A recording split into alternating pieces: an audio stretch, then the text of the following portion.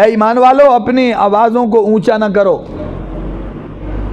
رسول اللہ صلی اللہ علیہ وسلم کی آواز سے اپنی آواز کو اونچا نہ کرو.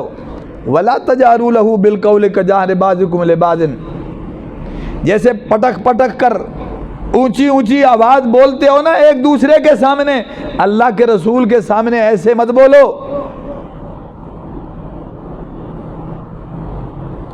ان تحبط اعمالکم وانتم لا تشعرون, آواز اونچی کرنے سے کہیں تمہارے عمل ضائع نہ ہو جائیں, تمہیں پتہ بھی نہ چلے. باپ کے آگے بولنا بے ادبی تو ہو سکتی ہے,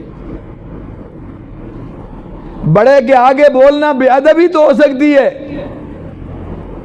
استاد کے آگے اونچی بولنا بے ادبی تو ہو سکتی ہے, لیکن رسول اللہ صلی اللہ علیہ وسلم کی آواز سے آواز کو اونچا کرنے پر یہیں پہ بس نہیں کی, فرمایا تمہارے عمل ضائع ہو جائیں تمہیں پتہ بھی نہ چلے.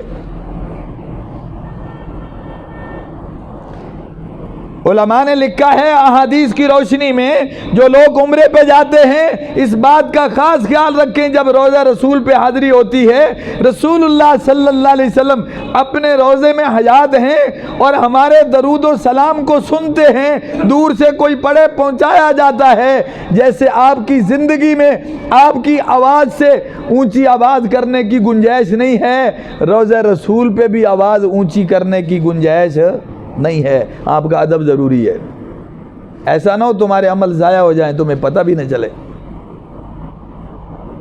اور ابن قیم رحمہ اللہ نے ایک بڑی عجیب بات لکھی اسی آیت کے ضمن میں, لا ترفعوا اصواتکم فوق صوت النبی, کہ تم اپنی آواز اللہ کے رسول کی آواز سے اونچی نہ کرو. فرمایا آواز اونچی کرنے پر تمہارے عمل ضائع ہو جائیں گے, اور اگر تم لوگ رسول کی بات کو چھوڑ کے اپنی رائے پیش کر دو گے, اس کو آگے بڑھاؤ گے, کیا تمہارے عمل بچ جائیں گے؟ آواز اونچی کرنے سے عمل ضائع ہوں گے, تو اپنی رائے نبی کی بات پہ